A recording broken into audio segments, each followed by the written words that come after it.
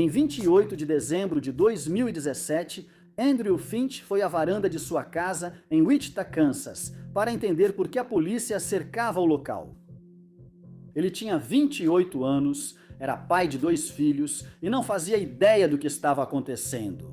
Ele levantou as mãos devagar, abaixou-as e um policial do outro lado da rua atirou uma vez com um rifle. A bala atingiu o coração e o pulmão direito de André. 17 minutos depois, ele estava morto. André Finch nunca tinha ouvido falar de Tyler Beres e não tinha nada a ver com a discussão que levou à sua morte. Mais cedo naquela noite, 2 jogadores brigaram por uma partida de Call of Duty, Segunda Guerra Mundial. Casey Varnum, 18 anos, de North College Hill, Ohio, perdeu uma aposta para Shane Gaskill, 19 anos, de Wichita. Aposta de $1,50. Varnum achou que Gaskill merecia ser vítima de swatting. Ele entrou em contato com Tyler Ray Beres, um jovem de 25 anos de Los Angeles que, nos círculos de jogos online, tinha reputação exatamente por esse tipo de serviço. O swatting já circulava nas comunidades de jogos há anos, tratado como uma pegadinha, algo que todos os envolvidos pareciam aceitar que carregava algum risco de dar errado. Beres fazia isso desde pelo menos 2015, realizando chamadas de emergência falsas em quase 20 estados, fazendo ameaças de bomba para a KBC TV em Los Angeles e mais tarde para a sede do FBI em Washington. Ele foi preso por causa da ligação para a KBC, foi acusado, solto e voltou a fazer a mesma coisa. O endereço que Varnum deu para Beres de Gaskill em Wichita estava anos desatualizado. A família de Gaskill foi despejada da casa em 2016 e desde então Andrew Finch e sua família se mudaram para lá. De acordo com os promotores, Gaskill sabia disso. Registros do tribunal mostram que, ao saber que seria alvo de swatting, ele não avisou ninguém, mas provocou Beres por mensagens diretas no Twitter e confirmou o endereço errado. "Tenta alguma coisa", ele escreveu. Ele não fez a ligação de casa. Beres foi até uma biblioteca pública no sul de Los Angeles, conectou-se ao Wi-Fi gratuito e usou um número VoIP que fazia a ligação parecer local. Ele disse ao atendente que era Brian. Ele contou que atirou na cabeça do pai, mantinha familiares sob a mira de uma arma e derramou gasolina no chão. Policiais cercaram a casa de Andrew Finch em minutos. A mãe de Andrew abriu a porta para ver o que ocorria.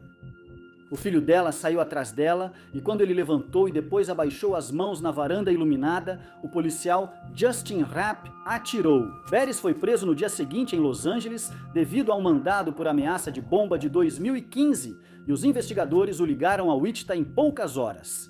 Varnum e Gaskill foram identificados por suas mensagens online, que não tentaram esconder. Varnum ainda enviou mensagem a um amigo após ver as notícias: "Eu estive envolvido na morte de alguém." Em março de 2019, Beres foi condenado a 20 anos de prisão federal após se declarar culpado de 51 acusações. A mais grave delas foi fazer uma falsa denúncia que resultou em morte. Promotores citaram como uma das sentenças mais severas já dadas por crime de swatting. Varnum recebeu 15 meses. Gaskill, após violar um acordo de desvio penal, acabou sendo condenado a 18 meses. O policial Rapp não foi acusado. O promotor local concluiu que ele agiu com base em informações razoáveis, porém totalmente fabricadas. De acordo com relatos da época, Rapp continuou empregado pelo Departamento de Polícia de Wichita após o tiroteio.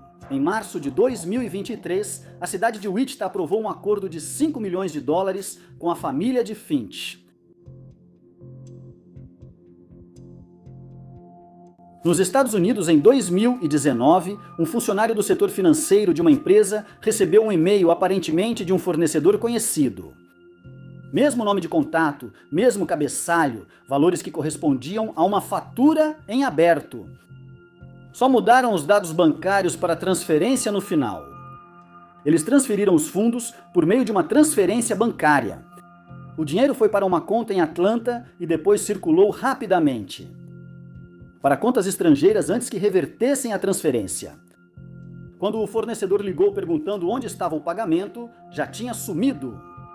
Esse cenário se repetiu dezenas de vezes em empresas e órgãos governamentais nos Estados Unidos e no Reino Unido. Tudo isso foi criado por um homem de 36 anos de Atlanta chamado Christian Akaksegbe. O esquema tinha como base um problema simples. O e-mail parece confiável se vier do remetente certo.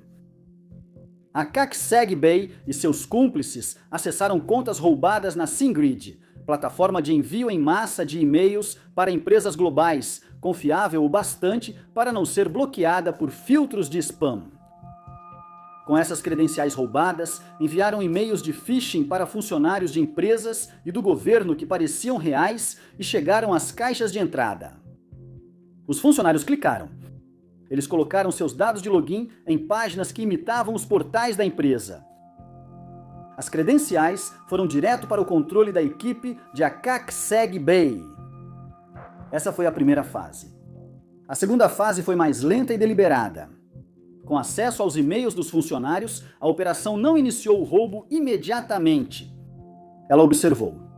Os conspiradores monitoraram relações com fornecedores, pagamentos pendentes e a correspondência entre departamentos financeiros e fornecedores. Eles estavam esperando o momento certo, uma fatura grande a vencer, um relacionamento que a empresa-alvo confiava sem questionar. Então, eles se inseriram enviando faturas fraudulentas que pareciam idênticas às reais, exceto pelos dados bancários. Entre todas as vítimas, a operação tentou roubar mais de 12 milhões de dólares. Eles extraíram 2,26 milhões de dólares americanos antes que o monitoramento de fraudes detectasse transferências e desacelerasse a operação. Então, veio a pandemia. No início de 2020, o governo federal lançou programas emergenciais de auxílio à Covid-19, projetados para enviar dinheiro rapidamente para empresas em crise. A prioridade era a velocidade, então os sistemas de verificação que detectariam fraudes foram suspensos ou sobrecarregados. Akaksegbe não foi o único fraudador que percebeu a chegada dos programas, mas poucos já tinham a infraestrutura pronta para explorá-los tão rapidamente. Ele apresentou 40 solicitações fraudulentas de PPP e EIDL, usando identidades roubadas, se passando por proprietários legítimos de pequenas empresas, visando quase 3 milhões de dólares em fundos de auxílio destinados a trabalhadores e empresas, tentando sobreviver à pior crise econômica de uma geração. O FBI de Atlanta, atuando sob a investigação chamada Operação Dark Nimbus, coordenou-se com as autoridades do Reino Unido e rastreou fluxos financeiros em várias jurisdições. Foram anos para montar um caso sólido nos dois países. Akaksegbe foi condenado por conspiração para cometer fraude eletrônica e informática, fraude com dispositivos de acesso e roubo de identidade qualificado. Em março de 2023, ele foi condenado a 7 anos e 3 meses de prisão federal e obrigado a pagar pouco mais de 2 milhões de dólares a título de ressarcimento. Ele ainda foi condenado a 3 anos de liberdade supervisionada. Seu irmão, Emmanuel I. Akaksegbe, acusado junto com ele, continua foragido. Segundo promotores federais, seu paradeiro é desconhecido. 40 pedidos de empréstimo fraudulentos, e-mails roubados e credenciais de funcionários enganados ao acessar o trabalho. Akaksegbe construiu tudo isso em Atlanta e aproveitou a pandemia global para expandir. O sistema feito para ajudar na sobrevivência, em 2020, virou mais algo a ser roubado. João Tlousma entrou no site em agosto de 2011 e passou os 5 anos e meio seguintes como um dos membros americanos mais ativos, adquirindo dados de cartões de crédito roubados, usando-os em compras e auxiliando outros a transformar esses dados em dinheiro. O site se chamava Fraud Organization. Quando as autoridades federais fecharam o site em 2018, ele já havia processado mais de 4 milhões de números de cartões roubados e causado prejuízos que se pretendia que ultrapassassem 568 milhões de dólares. Tlousma, de 37 anos, do Brooklyn, foi o 14º membro a ser condenado.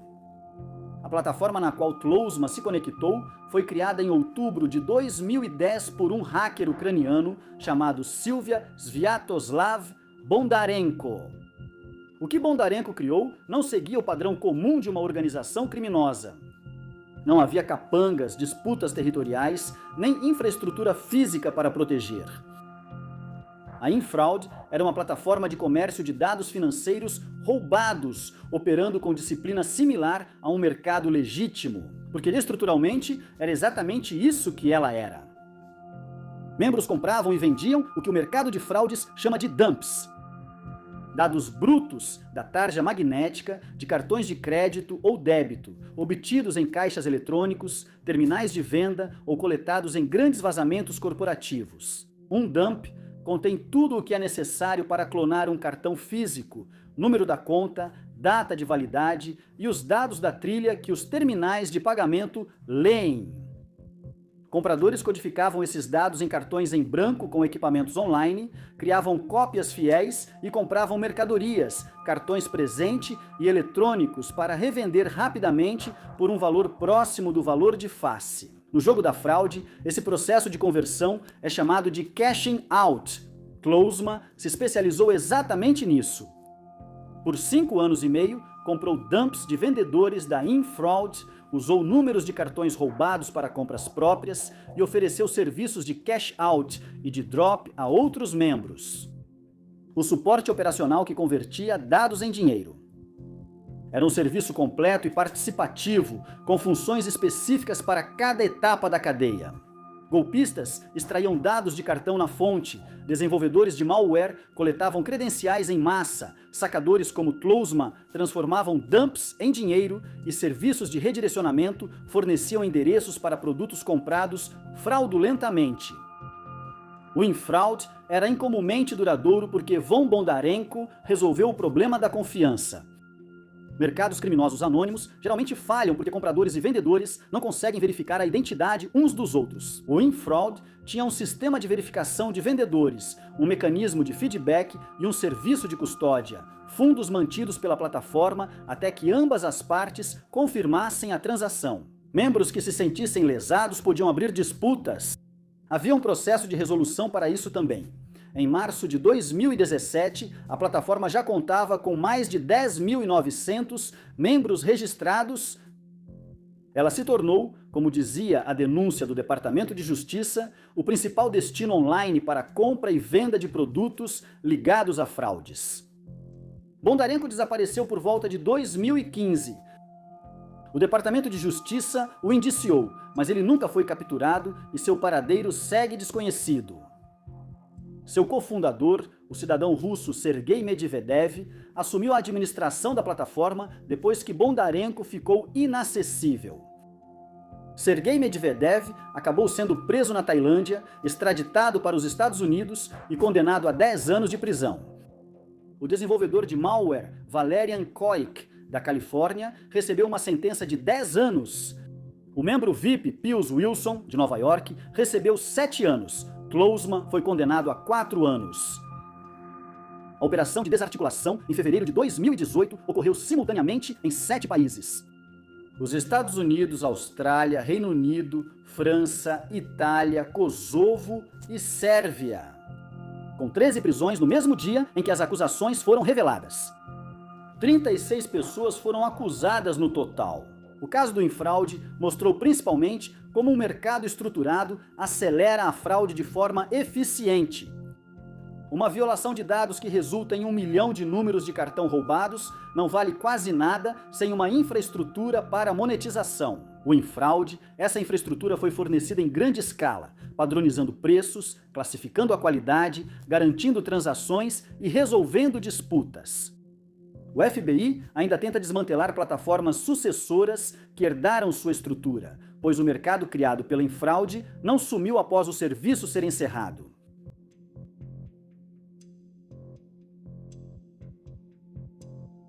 Nos centros financeiros do Walmart, o cliente vai ao caixa, apresenta cheque e documento com foto e recebe o dinheiro na hora. O processo leva alguns minutos, o cheque é compensado ou não depois. Esse intervalo entre a apresentação e a verificação é pequeno, mas para 9 homens atuando no sudeste dos Estados Unidos entre 2016 e 2018 foi largo o suficiente para permitir uma operação de fraude de US$ 1 milhão.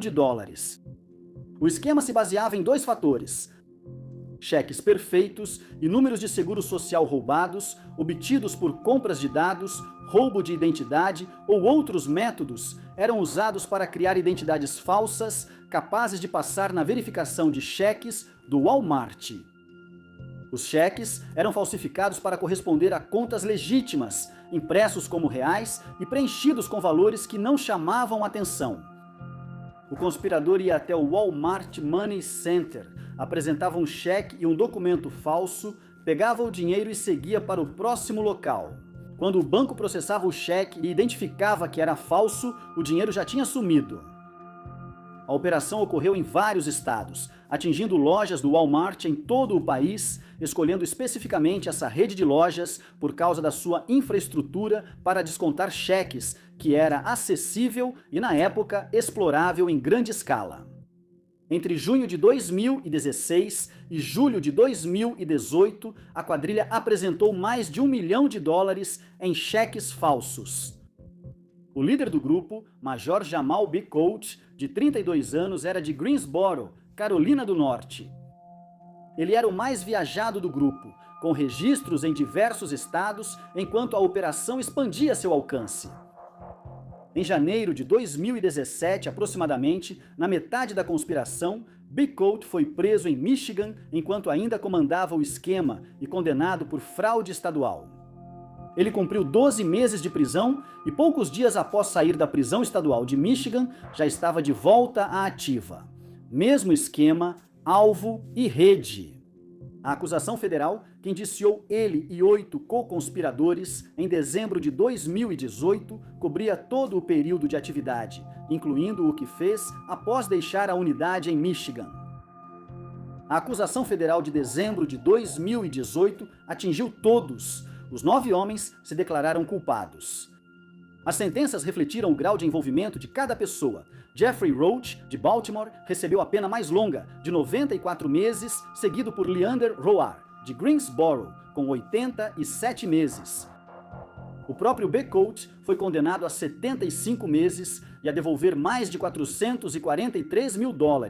O inspetor-geral da Administração da Seguridade Social participou da acusação, o que mostra o quanto dessa operação dependia de identidades roubadas e não apenas de cheques furtados.